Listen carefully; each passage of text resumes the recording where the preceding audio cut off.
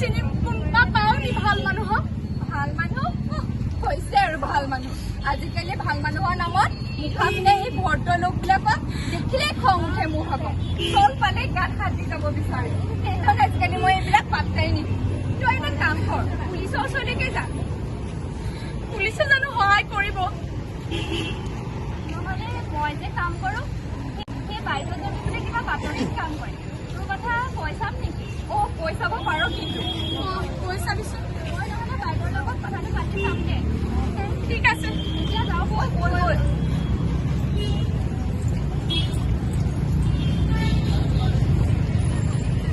দ্বিতীয় দৃশ্যত সাংবাদিক এজন নিজৰ সহযোগীৰ সৈতে ছোৱালীজনী ঘৰলৈ যায়।